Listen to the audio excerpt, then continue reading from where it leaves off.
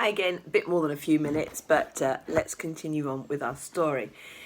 So, this is nonsense, said Uncle Felix, standing up and screwing in his monocle. The man had dysentery. That's what I was saying to Dr. Cooper. Margaret must have misunderstood me. We don't need the police. I couldn't understand why Uncle Felix was pretending to be so ignorant. We had heard him tell Dr. Cooper his suspicions. That was why Daisy and I had been able to work out that it was poison in the first place. Was he just trying to make sure that everyone stayed calm? Or did he have another reason to lie? Daisy turned a rather suspicious glare on him. Dysentery? She asked. Uncle Felix stared back at her coolly, one eyebrow slightly raised, giving nothing away. It was an expression I have caught Daisy practicing in front of the mirror several times lately. Of course it was dysentery, he said. What else would it be? Chapter 6. As Daisy says, it is maddening being a child. We both wanted to stay down with the grown-ups to see what they would do next, but instead, straight after breakfast, Miss Alston hustled us back up to the nursery. She seemed desperate to get rid of us. There was no talk of lessons later. In fact, she seemed quite distracted. As we climbed the stairs, she strode ahead, frumpy hair in a tangle and huge handbag over her arm. I studied her and wondered what was going through her head. But Daisy had someone else on her mind. I can't believe Uncle Felix, she muttered to me. How dare he lie to me? Kitty turned to look at us, and her eyes narrowed. I immediately tried to look as ordinary as possible, so she would not suspect the detective things going on in my head. I thought I had been successful until we got back to the nursery and the door closed behind us. Then Kitty pounced. You two are up to something, she said. I can tell. It's something to do with Mr. Curtis, isn't it? Why would you think that? Asked Daisy deadpan. We were only talking about what a fright Miss Alston looks, weren't we, Hazel? I said, yes.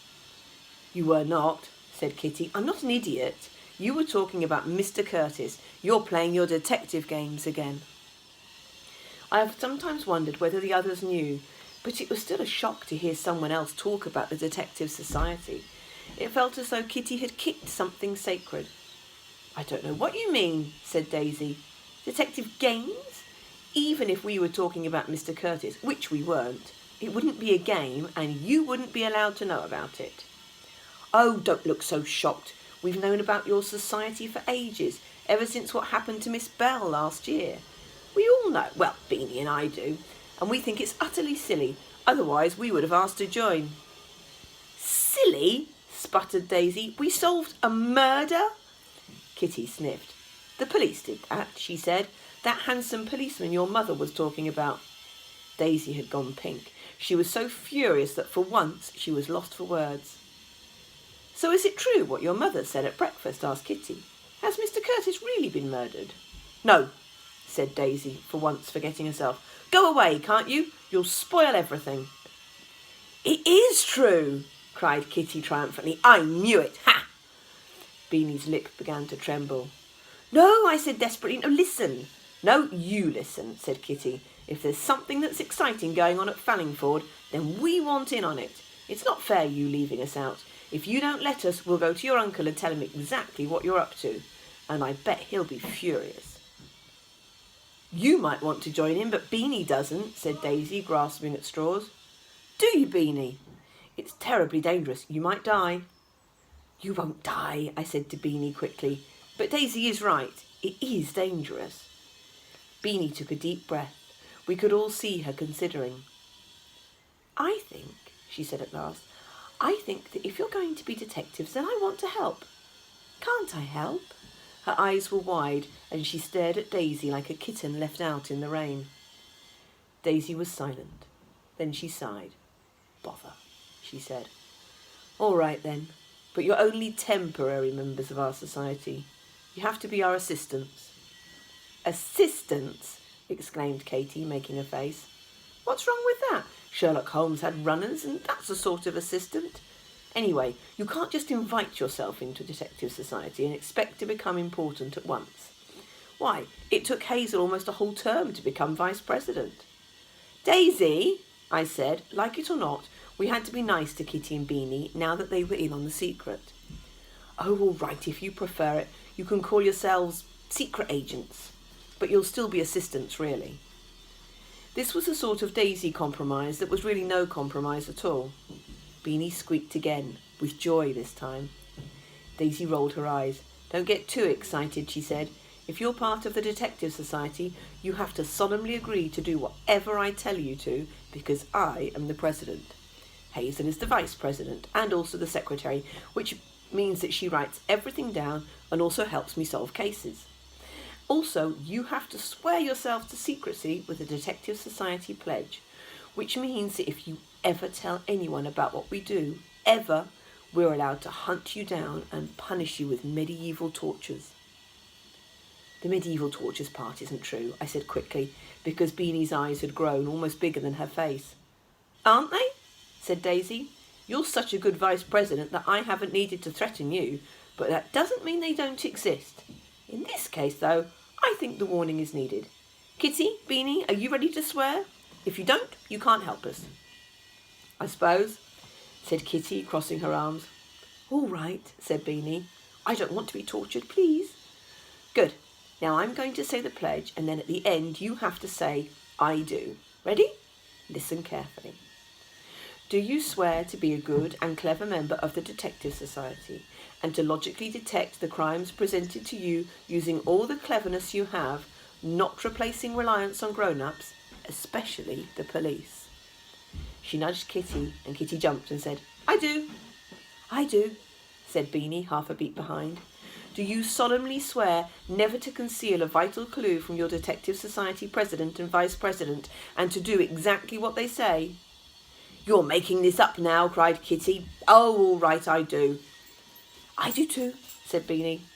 Do you promise never to mention this to another soul, living or dead, on pain of medieval tortures? I do, chorused Kitty and Beanie. Excellent, said Daisy, satisfied. Now we can tell you about the case. Chapter 7. So what have you discovered then? Asked Kitty. Mr. Curtis didn't die of dysentery, said Daisy dramatically. He was murdered. Well, we knew that, said Kitty. Your mother said so. Yes, but we've proved it, said Daisy. I could tell that she was cross about Kitty's response. She hates to have her thunder stolen by anyone. We overheard Uncle Felix talking about it to Miss Dr. Cooper, and then we did some research confirming it. Mr. Curtis was poisoned at tea time.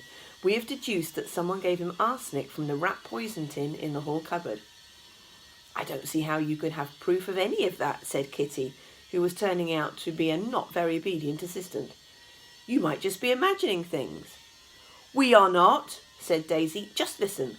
We crept down to the dining room last night to look for Mr. Curtis's teacup, and someone had already got in and stolen it, and his watch as well. In fact, they nearly caught us. We had to be very quick. But why would anyone murder him? Asked Beanie. Poor Mr. Curtis. Lots of reasons, said Daisy, but the really important one is this. He was here to take our things. When he died, Hazel and I were already investigating him. We saw him creeping about, ogling all the nice things in the house and muttering about how valuable they were, and then he lied to Mummy and said that they were hardly worth anything at all.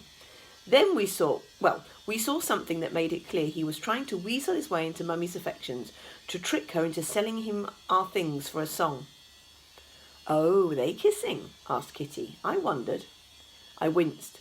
Lord Hastings, Uncle Felix and Bertie knew what was going on between them too, I said quickly. So they were all angry at Mr. Curtis. That's why everyone was so cross yesterday. Not the only reason, said Daisy, nodding, but a very good one. Look, before we go any further, we might as well make this a formal meeting of the Detective Society. Hazel, you've got your casebook, haven't you? What have you called this case? The case of Mr. Curtis, I said, taking out the book. Very good, said Daisy. Present at this meeting, Davy Wells, President, and Hazel Wong, Secretary and Vice President. Also present, Catherine Freebody and Rebecca Martineau, Assistants and Temporary Detective Society members. Victim, Mr. Curtis. Cause of death, arsenic poison, although this can only be a very good guess as we don't have access to the body, again. Honestly, why does this always seem to happen to us? Time of poisoning, tea time. It couldn't have been any earlier. The book Hazel and I read told us that arsenic usually only takes 15 minutes or so to begin to work. Oh, just think, we really saw the murder happen. I shivered and Beanie squeaked. And if there was any doubt, the missing teacup confirms it. The murderer knew that cup was important evidence, so they got rid of it. But who is the murderer? Asked Beanie fearfully. Good question, said Daisy, beaming. Because of the way that the murderer broke into the dining room, Hazel and I have deduced that it must be someone in this house. Only one of us could have known about the spare keys in the umbrella stand, or have been able to slip into Uncle Felix's room to pinch the key that he had in his pocket. Beanie looked terrified. I wanted to tell her that she would be all right, but I couldn't make myself say when it might not be true. Had we done something awful by dragging her and Kitty into the investigation? We ought to make a list of suspects, I said instead. Lists, as I knew from our last murder case, made everything seem more safe. When it was all down in my casebook, it became a puzzle, something we could manage, something more exciting than terrifying. So we ought, said Daisy. You know, I have some very good ideas about who it might be. I looked at her. Her eyes were gleaming and every bit of her was at attention and on the scent, just as though Mr. Curtis's death had happened in a faraway house with quite different people. I thought of Uncle Felix pretending to everyone that he didn't know Mr. Curtis had been poisoned. I thought of Aunt Saskia begging Lady Hastings not to call the police. And I thought of Bertie shouting so angrily at Lady Hastings and Mr. Curtis on Friday evening. Was Daisy really excited about suspecting one of her own family? Who? I asked cautiously. Well, there is certainly one person who's been acting particularly suspiciously ever since Mr. Curtis arrived. We all waited to hear what she would say. Daisy sighed. Miss Alston, of course, she said. End of chapter 7. We'll continue with chapter 8 next time. Bye-bye.